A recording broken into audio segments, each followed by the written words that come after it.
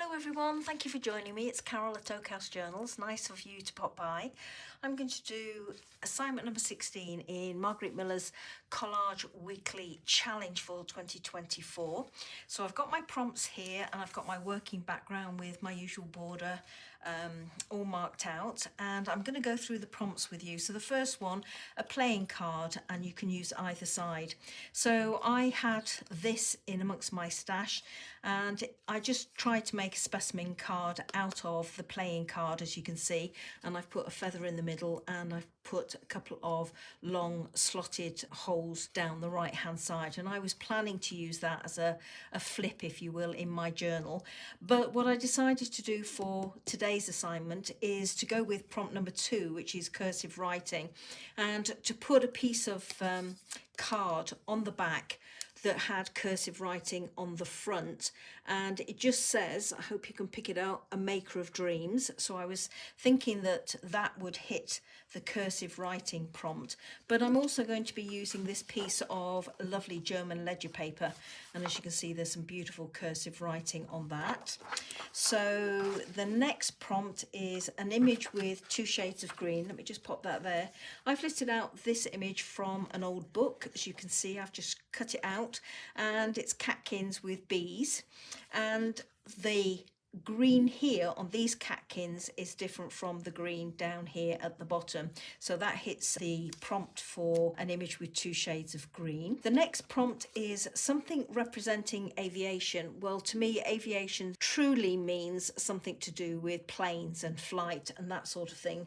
So to hit the prompt correctly, I've chosen this image of Howard Hughes here, because he really was the ultimate aviator, pure genius in terms of his inventiveness when it comes to planes and flight. So I've got that, but aviation also means flight, so I was thinking of other things that would tie in with that. So I've got my bees here because obviously they fly. I've got my feather in here from a bird, and a bird flies, as you know.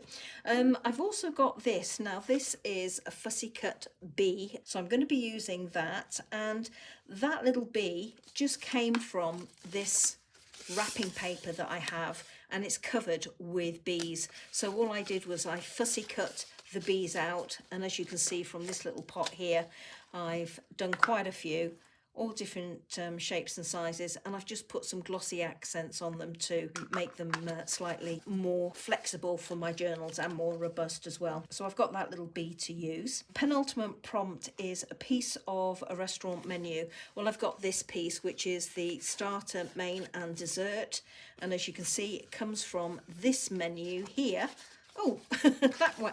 I was looking for this, I lost it, so that's obviously where it's been, and I thought perhaps I could use that as part of my aviation theme with flight involved and whatever. I'm not, but now I found it.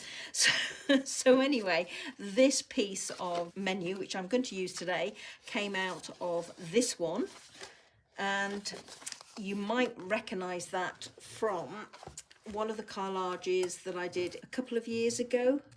And if I open this out here, you can see I've got the same menu in here, and for this one I left it more or less intact actually, and did the collage inside my menu like that. So I'm not going to do that this time round because the prompt requires us to use a portion of a menu. So what I've done is, if I can just tie that up, wrap that round. So what I've done for today's prompt is just to chop a portion from the menu, and I'll be using that. The final prompt is a star. Well, I've lifted out my little tub of spangly stars. I'm not sure if I'm going to use one of these. I might dig out some of my Tim Holtz stars if I've got some of those left. I'm not sure without checking. And then just really to round things off, because I've got red on this and also on my playing card, I will need a third bit of red on my collage somewhere. So I've lifted out, I've got a little bundle here of red vintage postage stamps, so I could use one of those to tie in, or I could use this one here and pick up the greens to tie in with the greens on here, and then I've got something red as well, so that might work. And also, being a ladybird, it works in terms of the flight aviation prompt. Or I could use this one. Now this is a Christmas stamp. It's a letterbox, as you can see, with birds posting letters. Birds will pick up the aviation prompt as well, and the red would tie in with that. I'm just going to do some placement. I don't really want to use the whole of this as my background. It's shy of a couple of millimeters top and bottom, and it ends round about here. So I'm just going to roughly fold it back just for the time being. I will rip a portion away in due course, I think, but for now I'm going to just pop it on my page pretty central. I want to get in this down the side because I'm thinking that will be my main hit for the second prompt, which is cursive writing, rather than rely on what's going on in the background under the feather, which means that this is right up to the right hand border. I need to bring in my playing card. It would be nice to have that staggered like that, which means everything has to move over. I may well have to trim down this image because it's looking too big. I'm going to cover up these bees using this playing card. This one's still showing, but it won't be in a minute. And I thought I could have my Howard Hughes on there like that. I'm going to move that across and just have one set of cursive writing, or one line of cursive writing showing. Just having a look about taking away this portion down at the bottom there, and what that would look like. And yeah, I'm going to do that straight away.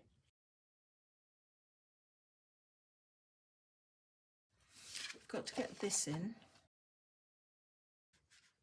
I thought I would just have the word starter showing and nothing else. Bring that down there. This piece isn't sitting nicely with me. Right, the first thing I'm going to do is, I know that I want to have this piece along the top here, so I'm going to glue it in place. So now it reads Howard Hughes, a maker of dreams. Cut that down there, I think. So let me do that. So that one there. So I've got some staggering going on at the top there. Have that down there like that. Oh, this might work. Not liking that up there for the moment. My B, I was thinking that I could have over that down here to break up that bottom corner, and then bring in these somehow. Now, as much as I liked that one, I think it won't work. It's perfect in terms of colour tones, but it's a little bit too big. Same, I think, with this one. I think this one is the one that's going to work best, and I'm wondering whether to bring in another bee or two. I could put maybe one of these up there so that they're larger and they stand out more. I could have that one like that. So I'm going to trim this one down a little bit more down that right hand side above the word starter, and if I can, take a portion off this one too. So let me just do that. Okay, so I've just taken off the tiniest of portions. I've got my 3 B's here and that other postage stamp. I still may trim this one down some more, but for now I think I will leave it as it is. I'm not liking that I've got so much showing down there. I could trim that away so that I've just got the one pink line down there, and that would work just as well. Okay, I am going to trim this picture down a little bit, just a little bit down that side and a little bit down that side as well. I am going to trim away this bottom line here, and I'm going to trim just underneath the first line and above the line of numbers. So what I've done with this piece is I trimmed those pieces off each side, and then I also trimmed away the white border top and bottom, so this is quite a bit smaller now, lining it up with that line there and just covering up the text there. So I've just got the word starter showing, with this tucked behind staggered, so it's showing the cursive writing down the left hand side, and then this on here. Now I had it higher up before, which I quite like because that line is above the edge of the card and it's hiding that B there, pulling Howard Hughes more into the image. And then this B covering the 10 at the bottom here and just overlapping so you see it. This one perhaps in here might be a little bit too big. I think it might be all right. This one I definitely want up here. And I'm going to take it half on and half off the page, like that. I could maybe even pull this one up here and do the same up there. Now I was thinking that I needed a stamp, so let me play with these and see what they look like. These stamps are all identical except where the franc mark has been. So I could potentially have that one there like that and have my bee here. That doesn't really work for me. This looks a bit stark down here because I've got the white playing card against the white here. If I ink these edges, that would make things better. I'm wondering about trying this again, but down in here. Yes, that's working better, especially if I pull the beam more over. It's a shame that stamp isn't bigger. I wonder if I could use two.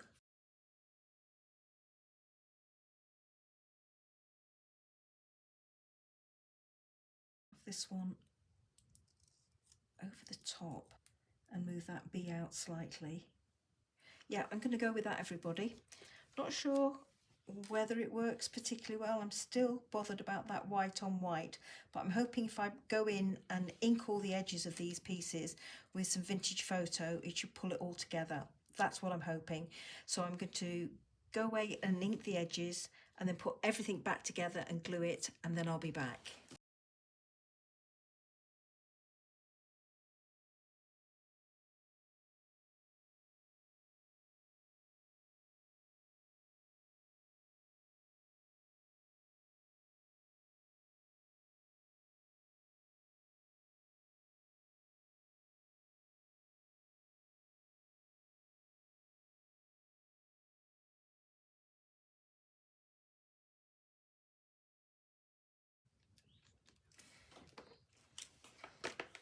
So I've got everything glued in place and left a little bit of movement in my bees on either side. And now I need to really get in a star, so let's have a look at what I've got. I've got some very, very tiny gold and silver ones, which would work up there actually. But I'm just wondering if I need something down in this area. These stars are a bit glitzy really. I could go with something like that. Given the background I've got, silver's not going to work. I do have some black stars, so I could have just something as simple as that.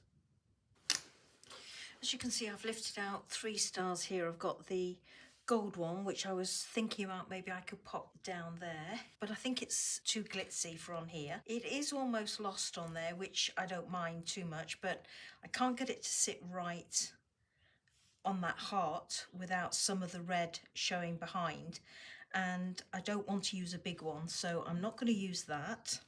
So I've got this iridescent one here. It's white on the back, but it's an iridescent on the front, and I was wondering whether I could put that on there like that. It's the same size as the gold one, so it obviously won't work down there, and I actually quite like it on here so that it just reads Howard Hughes. It is noticeable, but it's very subtle, so I'm liking that quite a bit. And the other one I was auditioning was this black one, which for some reason I think I like best of all. I'm going to put it in the same place, and the reason I think it goes better is because of the black in the feather and the black on the bees. I like it better down there. I wonder what another one would look like. Yeah, I'm going to go with the stars down here, and I am going to go with more than one. So let me glue those in place.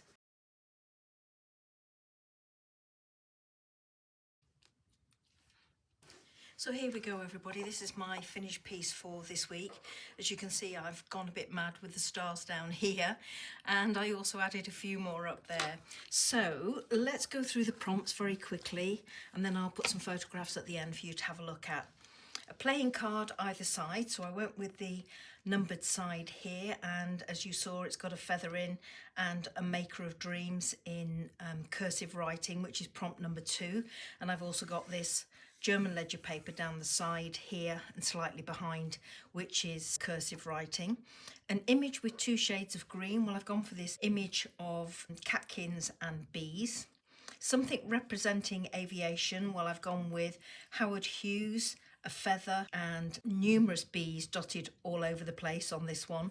Piece of a menu, well, I've got this piece down the back here, and bonus A star. Well, I've gone with loads, and I've also used a couple of vintage postage stamps down there to try and have my rule of 3.